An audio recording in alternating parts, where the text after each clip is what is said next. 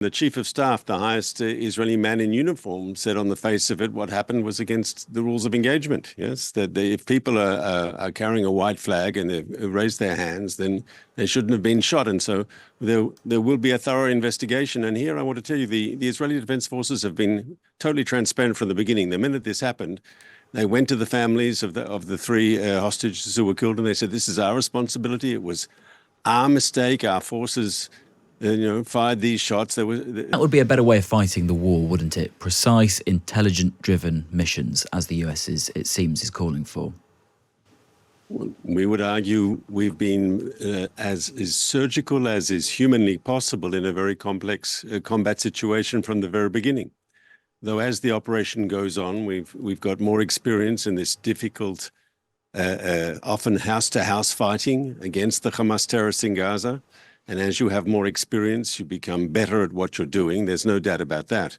But our major problem remains Hamas's strategy of using Gazan civilians as a human shield for their war machine. It's not just Israel that's pointed to this. The UK has, the United States, the European Union. I mean, Hamas has deliberately embedded its military machine inside neighborhoods, churches, mosques, schools, hospitals, even UN facilities. And so when we seek to disrupt and destroy Hamas's military machine, we're often fighting in civilian areas. That's an unfortunate reality. You say that the IDF is getting better at fighting in civilian areas, and yet in this conflict we've seen children who threw stones being shot in the West Bank. We've seen 3 Israeli hostages who were waving a white flag shot dead. I mean, this is either policy or standards are not what they should be. I mean, which do you think it is? So on the issue, we could talk about the West Bank separately if you like, but on the issue of the 3 soldiers, that was the 3 hostages. Sorry, that was a tragedy, a terrible event where it appears they were mistakenly identified as a threat to our forces. Who, I mean, to be fair to them, they're involved in very, very difficult close quarter combat with Hamas terrorists don't wear uniforms. They can suddenly jump out of a doorway or out of a hole in the ground and attack with grenades, with missiles, with gunfire. And I'm not justifying what happened. We have to get to the bottom of it.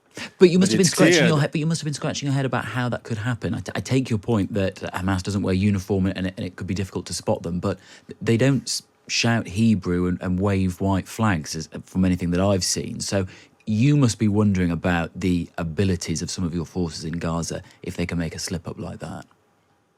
Well, obviously it's been looked into, and the chief of staff, the highest Israeli man in uniform, said on the face of it what happened was against the rules of engagement. Yes, that if people are carrying a white flag and they've raised their hands, then they shouldn't have been shot. And so there will be a thorough investigation. And here I want to tell you, the Israeli Defense Forces have been totally transparent from the beginning. The minute this happened, they went to the families of the 3 hostages who were killed, and they said, "This is our responsibility. It was our mistake. Our forces, fired these shots." And we have to be. We're talking to our own people. We have to be totally transparent, and we will get to the bottom of exactly what happened.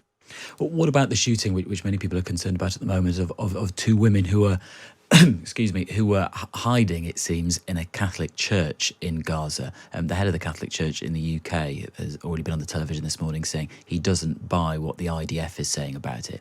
How do you account for what happened there? So we're still looking into what happened there. Obviously, we don't target civilians, and of course, churches are protected sites. I'm not aware of any fire at a church, and we have to see what happened. Obviously, the incident has happened in areas where there is combat, and if it was Israeli fire inadvertently, or if it was the terrorist fire and they were caught up in the middle, I don't know exactly what happened, but we're in good contact with the different Christian communities. We speak to them, they speak to us, and we will do everything. I heard in one specific church there are civilians who don't want to leave the church because of the fighting around them, and we've offered and given them aid and so forth because we want. I mean, our goal is to safeguard civilians. You say you're in good contact with the different Christian communities. The Pope has said it's terrorism. So of course there's terrorism in Gaza. There's Hamas. Hamas is the shooting of the shooting of the 2 women in the Catholic Church. I mean, which many people have pointed the finger at the IDF for doing.